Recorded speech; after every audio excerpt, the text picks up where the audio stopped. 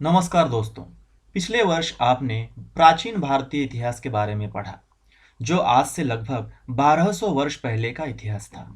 अब हम भारतीय इतिहास के मध्यकाल को देखेंगे, जिसे अंग्रेजी में मिडिवल पीरियड भी कहा जाता है। भारतीय इतिहास के मध्यकाल की शुरुआत लगभग 8वीं सदी 8th सेंचुरी से मानी जाती है। मध्यकाल का समापन लगभग 18वीं सदी माना जाता है। आप समझ ही गए होंगे कि हमें आज से लगभग 1200 वर्ष पहले भारत में क्या क्या चल रहा था और फिर उसके बाद धीरे धीरे भारतीय मध्यकालीन इतिहास इंडियन मिडिवल हिस्ट्री में क्या परिवर्तन आए, इसकी पड़ताल करनी है। साधारण तौर पर हमें राष्ट्रकूट, गुर्जर प्रतिहार, पाल, चालुक्य, यादव, राजपूत राजवंश, होयसल, काकतिया, दिल्ली के सुल्तान, बहमनी, मुगल बादशाह, विजयनगर, मराठा, सिख, जाट आदि राजवंशों के बारे में पढ़ना है। साथ ही साथ आपने एलोरा की शैल गुफाएं, खजुराहो के मंदिर, कुतुब मीनार, लाल किला, ताजमहल, रायगढ़ किला आदि के नाम तो सुने ही होंगे। आपने आदि शंकराचार्य, गोरक्षनाथ, संत ज्ञानेश्वर, संत नामदेव, संत कबीर, गुरु नानक जी, संत तुलसीदास, संत सूरदास, संत मीरा, संत तुकाराम आदि विभिन्न संतों के नाम भी सुने होंगे। साथ ही आपने राजा भोज, पृथ्वीराज चौहान, शेरशाह सूरी, अकबर, शिवाजी महाराज, बाजीराव आदि शासकों के नाम भी सुने होंगे। हमें कुल मिलाकर यही सब मध्यकाल में इस साल पढ़ना है। दोस्तों, इन बातों को मैं ज़्यादा खींचना नहीं चाहता हूँ, लेकिन इन बातों को समझकर आपको मध्यकाल का एकत्रित विवरण प्राप्त होने वाला है, उसे समझने में आसानी होने वाली है।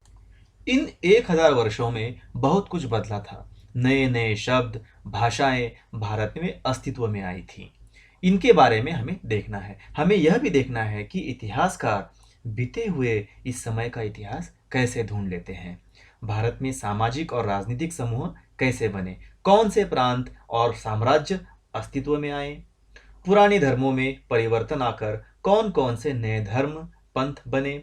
साथ ही हमें समय और इतिहास के कालखंडों पर भी विचार करना है। आइए सबसे पहले हम जान लेते हैं कि कार्टोग्राफर यानी मानचित्रकार किसे कहा जाता है। तो मानचित्रकार यानी जो व्यक्ति मानचित्र, नक्शे, हम जिसे मैप्स भी कहते हैं, बनाता है। जैसे भारत का नक्शा, ऐसे नक्शे सदियों से बनाए जा रहे हैं। लेकिन आप पहले बने हुए मानचित्रों को देखेंगे तो आपको हैरानी होगी। आप जब इन मानचित्रों को देखेंगे तो बोल उठेंगे, क्या हमारे देश का मानचित्र ऐसा था? किसी प्रदेश का मानचित्र बनाना आसान काम नहीं, और खास तौर पर उस समय जब संपूर्ण विश्व में इन्हें बनाने की तकनीकी का आज की तरह विकास नहीं हो पाया था। आपके टेक्स्ट बुक, पाठ्य पुस्तक में ऐसे ही दो मानचित्रों की चर्चा की गई है। इनमें से मानचित्र क्रमांक 1 आज से लगभग 800 साल पहले यानी 12वीं सदी में भूगोलवेत्ता अर्थात जियोग्राफर अल इदरीसी का बनाया हुआ है। दूसरा मानचित्र यानी मानचित्र क्रमांक 2 फ्रांस के मानचित्रकार विलाम द लिस्ले ने 1720 में अर्थात आज से लगभग 300 साल पहले बनाया था। इन दोनों मानचित्रों में काफी अंतर है। पहले मानचित्र को ध्यान से देखने पर हमें पता चलेगा कि जहां दक्षिण भारत होना चाहिए वहां उत्तर भारत दिखाई दे रहा है, और तो और इसके आकार में भी विविधता दिखाई देती है। इस मानचित्र में कन्नौज जैसे उस समय के महत्वपूर्ण स्थानों के उल्लेख हैं। अब आप ग्विलाम द लिस्ले के मैप का निरीक्षण कीजिए। इसमें आप देख पाएंगे कि यह मैप आज के भारत के नक्शे की तरह ही लग रहा है, क्योंकि इस समय तक आते आते मानचित्र अंकन के विज्ञान में काफी बदलाव आ चुके थे।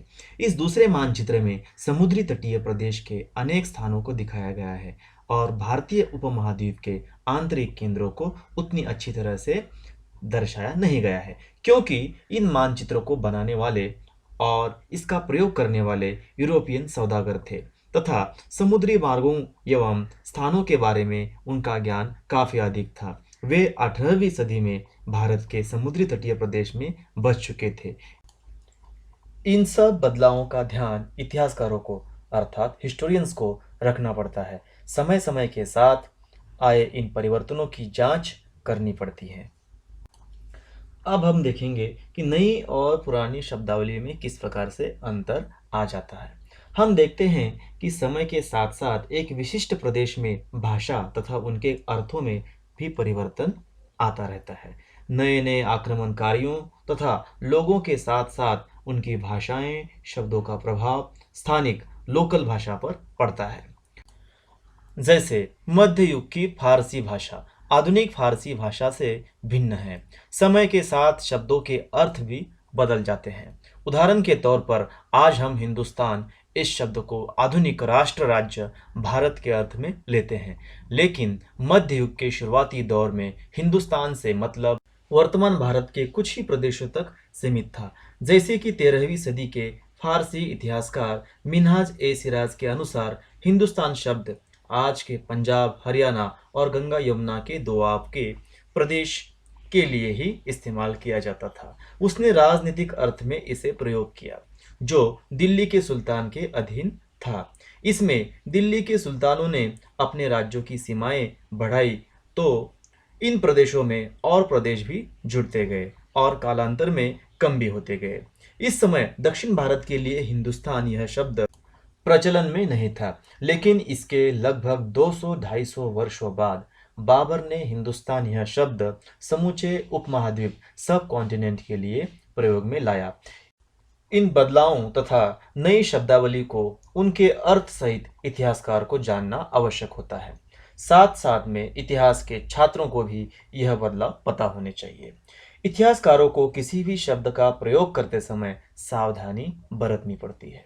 विदेशी शब्द का उदाहरण भी हम ले तो आज हमारी समझ से इस शब्द का प्रयोग हम उस व्यक्ति के लिए करते हैं जो भारतीय न हो, लेकिन विदेशी यह शब्द भारत के ही दूसरे प्रदेश के लोगों के लिए भी इस्तेमाल में लाया जाता था, जो उस समाज या संस्कृति का अंग नहीं होता था। इतिहासकारों को इन बातों का ध्यान रखना आवश्यक होता है। अब हम देखेंगे इतिहासकार इतिहास को ढूंढने के लिए कौन कौन से स्रोतों की सहायता लेते हैं। स्रोतों को अंग्रेजी में सोर्स भी कहा जाता है। इस पाठ की दृष्टि से हम भारतीय इतिहास के मध्यकालीन स्रोतों को ही अधिक ध्यान में रखेंगे।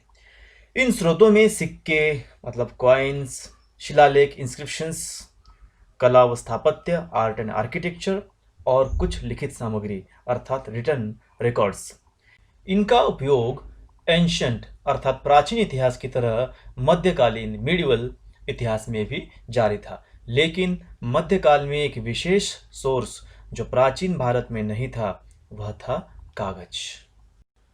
कागज के प्रचलन से धर्म ग्रंथ होली टेक्स्ट्स, शासकों के वृत्तांत क्रॉनिकल्स ऑफ रूलर्स, संतों के लेखन उपदेश, अर्जिया अर्थात पिटिशंस, अदालतों के दस्तावेज, जुडिशियल रिकॉर्ड्स हिसाब किताब तथा करों के खाते अर्थात टैक्सेस आदि लिखने में इनका उपयोग बढ़ गया।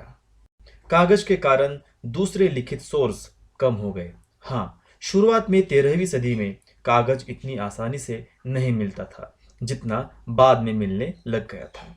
आज हम इन्हीं कागजी दस्तावेजों को विभिन्न अभिलेखागारों अर्थात आर्काइव्स में देखते हैं। इतिहासकारों को इन अभिलेखागारों से काफी सामग्री मिलती है जिससे वे इतिहास को सावधानीपूर्वक लिखते हैं। पांडुलिपि यानी मैन्युस्क्रिप्ट, ये कागजात हमें मठों, धनी व्यक्तियों, मंदिरों में भी मिल सकते हैं। उन दिनों छापखाने अर्थात प्रिंटिंग प्रेस नहीं थी। छापखाने काफी बाद में आए। तब किसी एक किताब या पांडुलिपि की प्रतिलिपि अर्थात कॉपी बनाने के लिए उसे किसी अन्य कागज पर दोबारा लिखना पड़ता था। ऐसा करते समय दोबारा लिखने के कारण इसके संस्करण एडिशन में काफी परिवर्तन आते रहते थे। आपने देखा होगा जब आप अपने दोस्तों की कॉपी की नकल करते हैं तो क्या होता है, आपको पता चलेगा कि इसमें कितना परिवर्तन आया हुआ है। कई बार आपके दोस्त की कॉपी के कुछ शब्द बिल्कुल समझ में नहीं आते। ऐसा ही मध्यकाल में किसी मूल ग्रंथ की प्रतिलिपि लिखते समय होता रहता था। मध्यकाल में इन धर्म ग्रंथों में छोटे छोटे चित्र भी बनाए जाते थे जिन्हें लघु चित्र या मिनिएचर कहा जाता था। इसलिए दोस्तों, आपकी लिखावट भी साफ सुथरी होनी चाहिए ताकि अध्यापकों को भी ठीक से समझ आ सके। लिखावट की भिन्न शैलियों के कारण फारसी और अरबी पढ़ने में कठिनाई हो सकती है। जैसे नस्तलीक लिपि साफ सुथरी होती है और वह आसानी से पढ़ी जा सकती है, लेकिन शिकस्त लिपि अधिक कॉम्प्लिकेटेड होती है। मोड़ी लिपि पढ़ते समय भी लिपि दोष के कारण पढ़ने में काफ़ी कठिनाइयाँ आती है। अब आप समझ गए होंगे कि इतिहासकारों को या फिर अनुसंधानकर्ताओं को, रिसर्चर्स को इतिहास ढूंढ निकालने में कितनी मुश्किल उठानी पड़ती होंगी। इन्हीं बातों की पड़ताल हम इस पाठ के माध्यम से कर रहे हैं। इसके आगे की जानकारी प्राप्त करने के लिए इस पाठ का पार्ट 2 देखना न भूलिए। धन्यवाद।